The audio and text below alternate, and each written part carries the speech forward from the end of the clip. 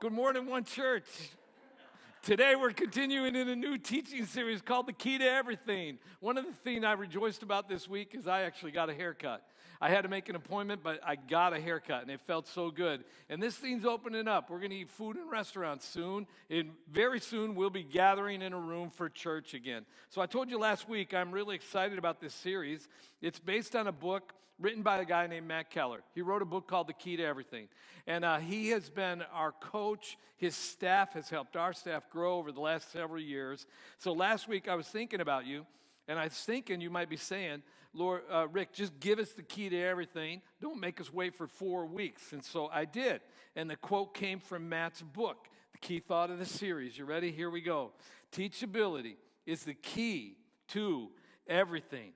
So much of our success in life, career, finance, relationship is determined by the level of our teachability. And if we're not teachable, even God can't help us. So look at what Solomon said, the wisest man that ever lived. This is our memory verse for this series. So if you're alone or with a group of people, let's read this out loud. Ready? 1, 2, 3. Here we go. Let the wise listen and add to their learning, and let the discerning get guidance. That is a prophetic verse. If we could do that, it would change everything. And so I'm in a place in ministry that I have never been before. I have never led through a pandemic. And now we're thinking about reopening from a pandemic. I am reading stuff and talking to people on a regular basis to find out the best way that we can do these things. I'm also learning what we can do during this surge of reversing the curse of racism and injustice. And one thing I heard from people is have an open conversation. So this is just Rick Rouse fashion. I'm in Wegmans last night at 8 o'clock, and I noticed an African-American couple ahead of me, and they had a Christian t-shirt on, and the verse Romans 8:28 was on there. And so I initiated the conversation. I said, hey, I love that verse too. And we began to talk, and I said, I want to just say this, that what I've been learning is that one of the ways that we can bridge this gap and bring healing is if we just have an open conversation. So I said, could you just counsel me? What can I do as a white pastor to bridge the gap to an African-American community? And we began to talk for 15 minutes, and I heard their heart as being in it. And it broke my heart, quite frankly, as being in it. And they got to hear from me that I really do care, and I really am interested, and I really do want to make a difference. What happened last night? Can I tell you? Teachability. Teachability. It was just that open conversation that began to open my heart and their heart. So last week we talked about 5 roadblocks to teachability. One is pride, the other is fear, insecurity, pain, and pace. You can find that message on our webpage, and you can get up to speed with where we're at today. But today I want to look at another key part of this teachability journey that we're all on, and that's this: when failure tries to defeat us. If I had a subtitle for this message, it would be, make sure that you fail forward. So 3 things I know about failure. The first one is this, that everyone fails. I fail, you fail, all God's children fail. As a matter of fact, if you're with some people right now, why don't you turn to one another and say, you fail. Just tell them that. Some of you, I know you too well, you are enjoying that way too much. So let me soften it a little bit for some. Let me just soften it by saying this, that sometimes we don't get it right. We don't get it right. And the Bible has been very open. God was very open about sharing some of the failures of some spiritual giants. He actually shined some light on their failure. Let me just mention a couple. Abraham, he was known as a friend of God. Can I tell you what? He lied on more than one occasion when the heat was on. What about Moses? You know, he saw God face to face, but in trying to handle a conflict, he killed a man. How about David, a man after God's own heart? 2 great failures in his life. One was adultery with Bathsheba, and the other was setting a plan to have her husband taken out. Peter, one of the top 3 disciples, when the pressure was on, he denied Jesus 3 times, and he was like his best friend. This is what I know about failure, that everybody failed.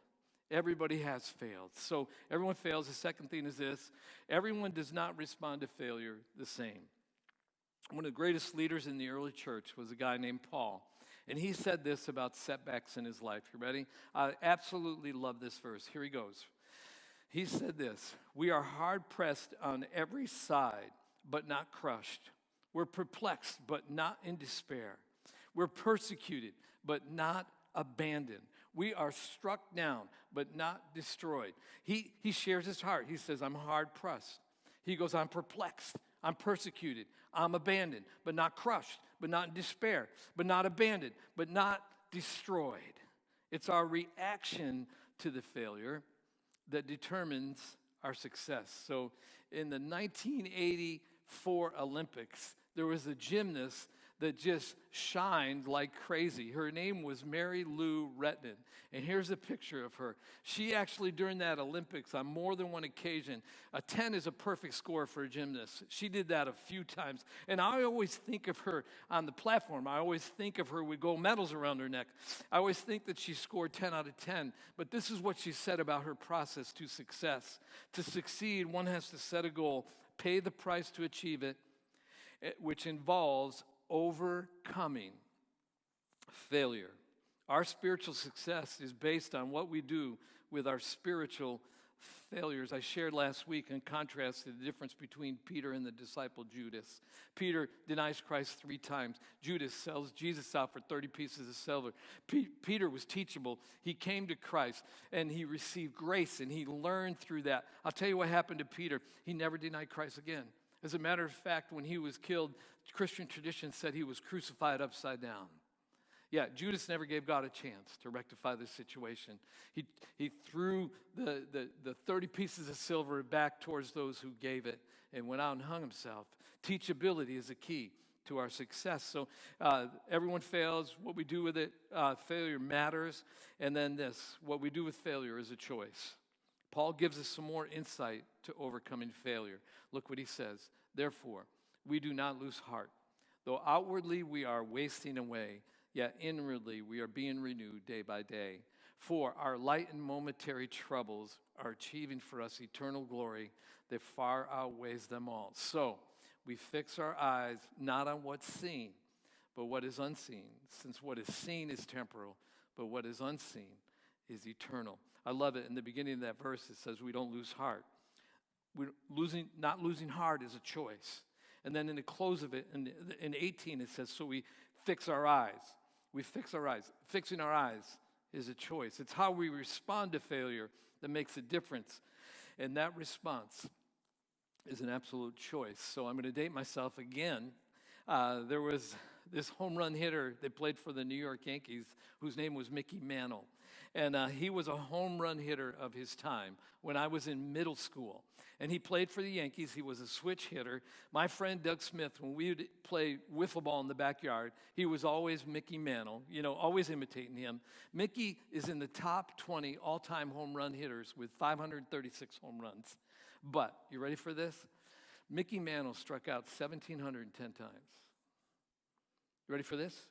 He walked 1,734 times. If I did my math right, that means 3,444 times he went to bat with the intent of hitting the ball, but he never hit the ball. I figure this, right, that he probably had 500 at-bats in one season. That means for 7 seasons, he went to bat intending to hit the ball, but never hit the ball. But Mickey Mantle is in the Baseball Hall of Fame. Can I tell you why? Because Mickey Mantle understood life is a process of missing the ball, but keep on swinging. We got to keep on swinging. So some of us, we need to hear that today. Because a failure in our spiritual life is paralyzing us right now. Or we set a goal and we didn't hit it. Or as a parent, we're trying to teach our kids about God at home and it ain't going so well. Or maybe we sinned. God forgave us, but we can't let it go.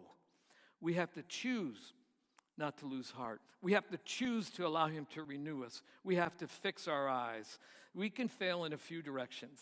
For instance, we can fail backwards or we can fail forwards. And I want to talk about failing backwards first and what that looks like today. We fail backwards when failure keeps us from trying again. When it causes us to quit. Now, I think about the story that Jesus shared in Luke chapter 15 about the prodigal son. Boldly asks his father for his inheritance. He leaves home, squandered his wealth. He had a choice in his failure to quit, move backward, or go forward and try again.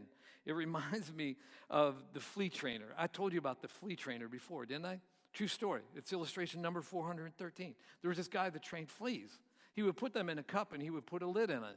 And so what would happen is those little fleas would try to jump out of the cup, and they would bump their little flea brains on the top of the lid. And pretty soon it hurt so much that they would only jump so high. And then he could remove the lid, and they always stayed in the cup. True story.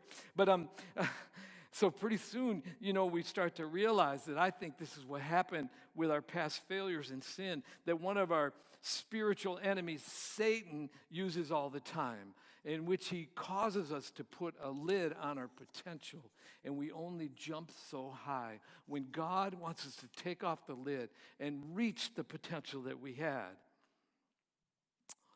We fail backwards when we keeps us from trying again. Secondly, when we become negative about life. The prodigal son had a great reason to be negative. He lost all his money. Can I tell you what happened? He ends up working on a pig farm. And one day he's out there on the pig farm looking at what the pigs are eating, saying, I wish I at least had that kind of food to eat. We all know somebody, don't we, right, that looks at life through a negative lens. They're down on everything. Anyone that tries something new, they say stuff like this. I hate to say it, but it won't work, right? I hate to say it, but it's not going to turn out good. I'm just being realistic here.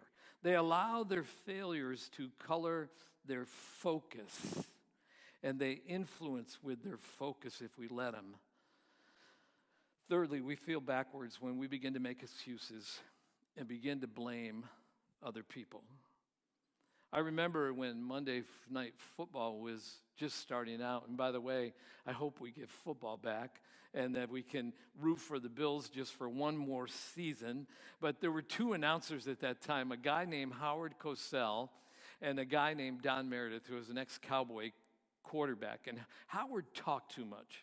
He just talked too much, and he was always ifing and butting situations about the team that was, if they had just done this, if they had just done this, and he's making excuses, saying they could have done it better. And finally, Don Meredith listened to it for 3 quarters.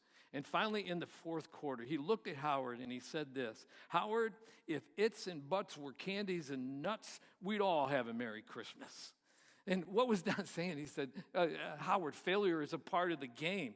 We might blame or excuse with phrases like this, right? This is what we don't want to do. We don't want to if and but about our failures in life. This is how it sounds if we do it. Lord, the devil made me do it. Lord, he or she just asked for it. Lord, what did you expect me to do in that situation?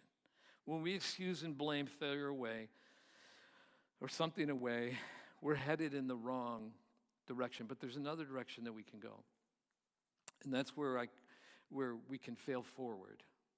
We fail forward. And so here's some points under that. Ready? We learn from our failures.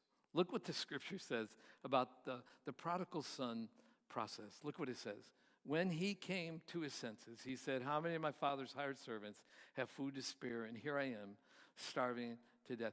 I'd underline that phrase there, when he came to his senses. You know what it's a paraphrase?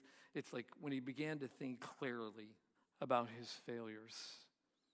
I read this week that scientists have learned more than the rockets that blew up and the Space Shuttle Challenger that exploded, the ones that were successful. All medicines were discovered in sickness. One of my life mentors gave me this insight about failure years ago when I was young in ministry.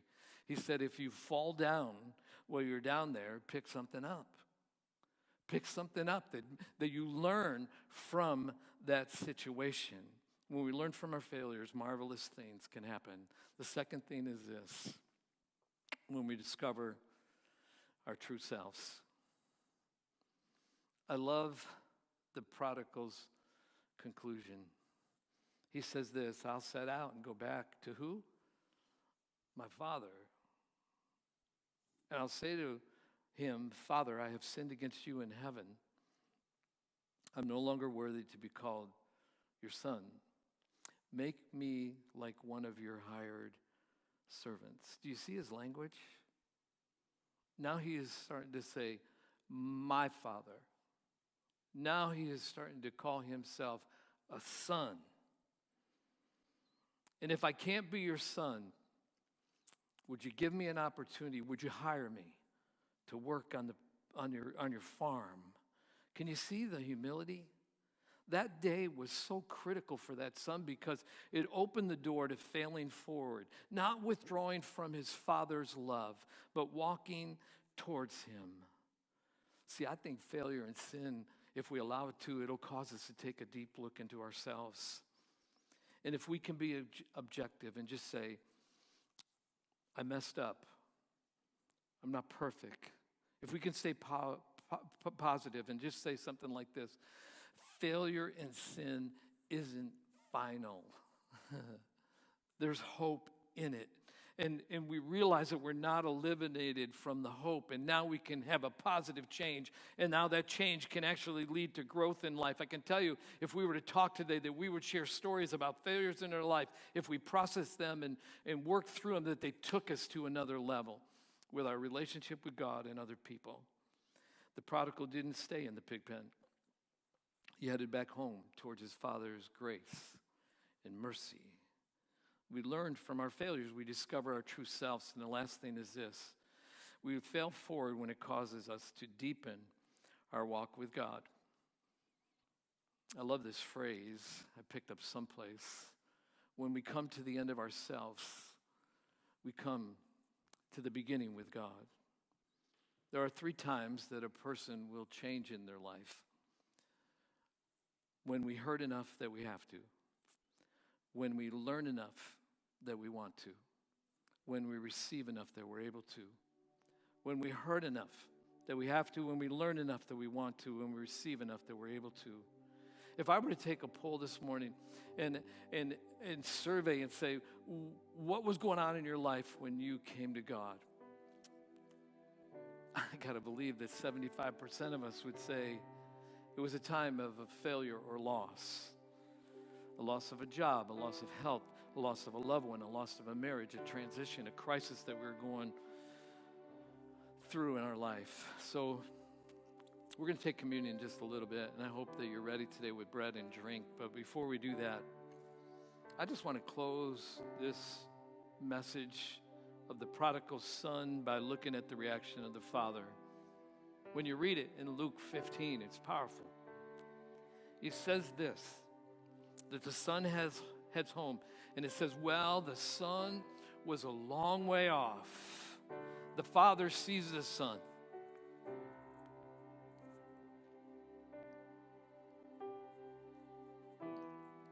Why? Because I got to believe that he was going to the end of the driveway and looking east and west every day,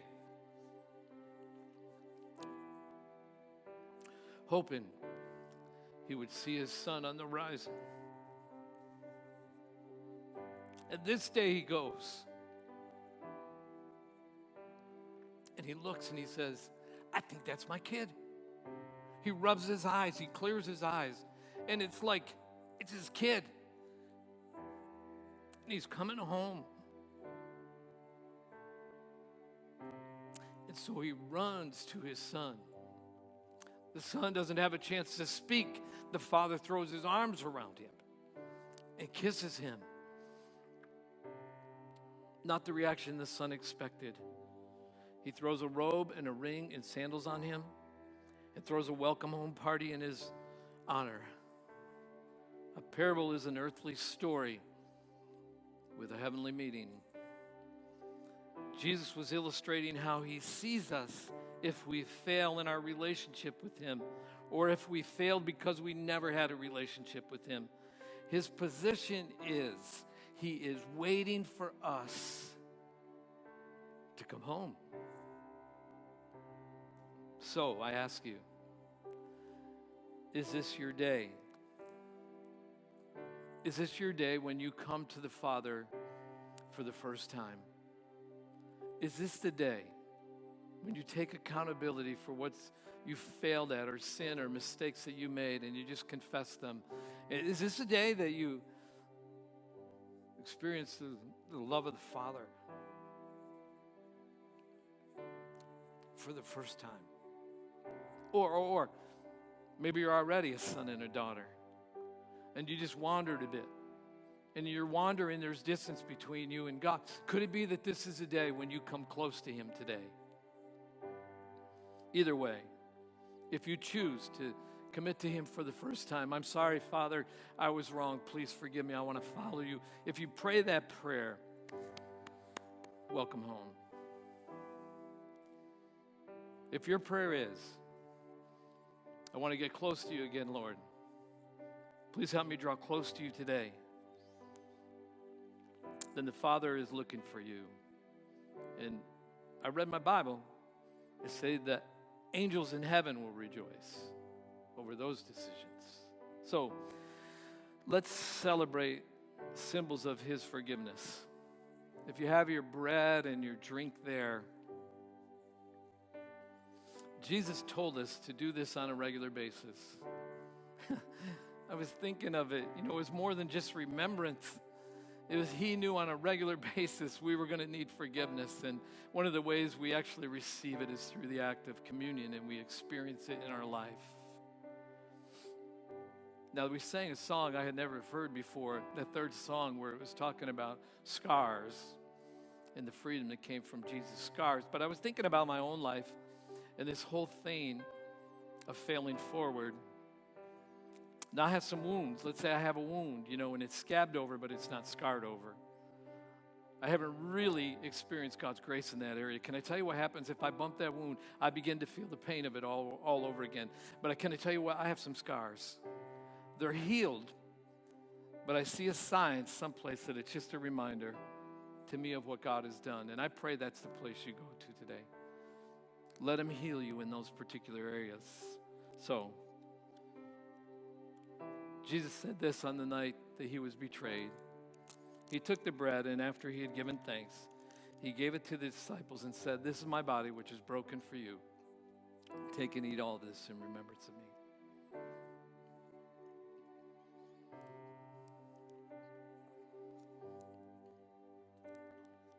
In the same manner, He took the cup and prayed the same prayer, only saying this, that this is my blood that was shed to take away your sin.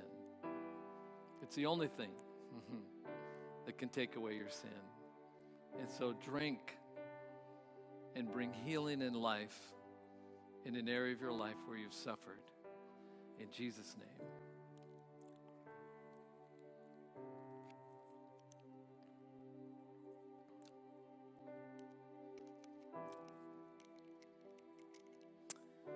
So a couple next steps off the message. One is this. Memorize Proverbs 1:5. That's where it said, let the wise listen. I'm talking to a bunch of wise people, so let the wise listen.